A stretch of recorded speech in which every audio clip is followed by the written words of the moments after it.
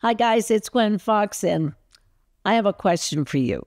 Have you ever wondered what it would be like to have a big studio and then have to leave it and have to go to a small studio space? What do you do? How do you organize everything? How do you handle it mentally and emotionally?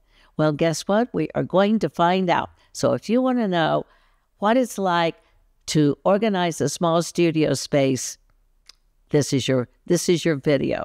See you there.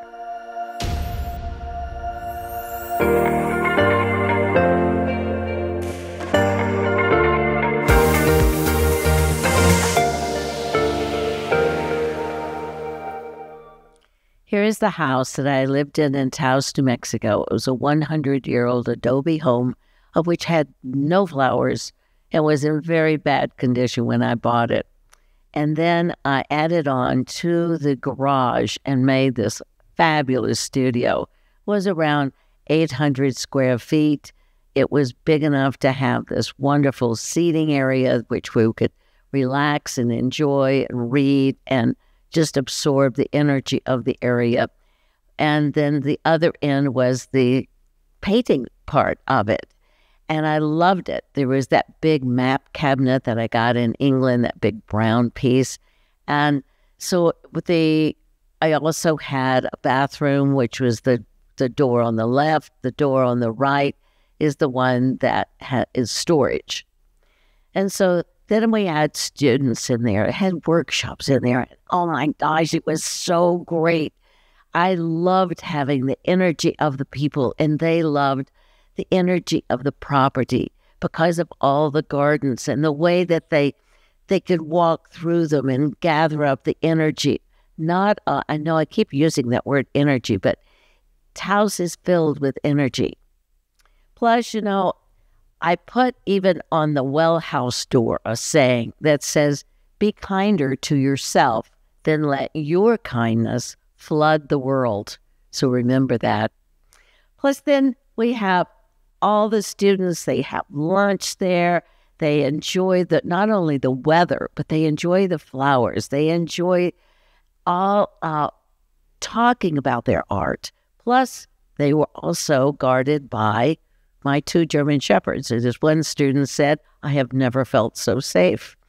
Then I moved, and the house was not ready. And guess what? We had to put all the furniture in the middle of the place. And if I can just remind you how it is to move, this was one of the bedrooms. This was one of the bathrooms that was there. I mean, it was in bad shape, but I worked through it. After they all left, here I had this mess and going through all this stuff. So if you're really thinking about moving, you might want to show this picture to yourself just to remind yourself that, is it really worth it?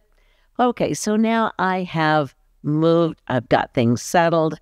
This is at my front door.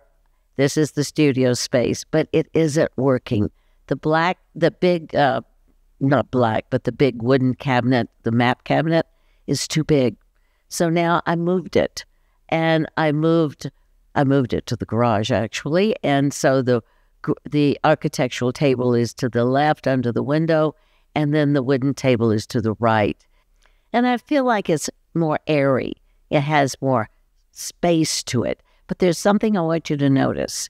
The whiteboard behind, attached to the wall, that's what I put my canvas on, my raw canvas or gessoed canvas. I tear it, staple it to there, and I paint the paintings. They're big paintings. But now, the thing that I love the most is this cabinet, this puts to the right of the easel, this little cabinet right here. Now, because this has been in my home, I use oil paints. I'm a little concerned about oil paints and the odors. This is what I love about this piece, other than the fact, too, that it can roll around. It's on rollers. I love it because I push it back and then I can pull it out. But you notice this piece of leather in the front, it has a lid. It's going to be able to lift up. And when you lift it up, You have your oil paints underneath it, and guess what? It's all perfect. And so I made, you could close it at night. And so what I did, of course, there it is closed again, and it's a piece of furniture, kind of. It's kind of pretty. But what I did was I made a palette by using a 1/4-inch glass, and then I took rulers, cut them, put it around, did Gorilla Glue around it, attached it to the glass, and then I put Gorilla Glue around the edge so that it wouldn't seep under, and it's perfect. It's just absolutely perfect. And then the other thing that I did is that I added lighting above my easel space, and it works perfect. So when people enter my home, this is what they see first. It's my studio.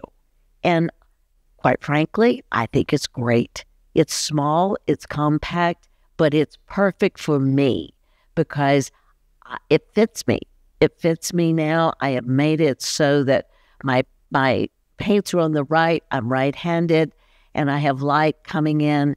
So it doesn't really matter the size of the space. It's how you arrange the space. So I hope this has helped. Know that you don't have to have a really big studio. I love my studio space. I created it, and I love it.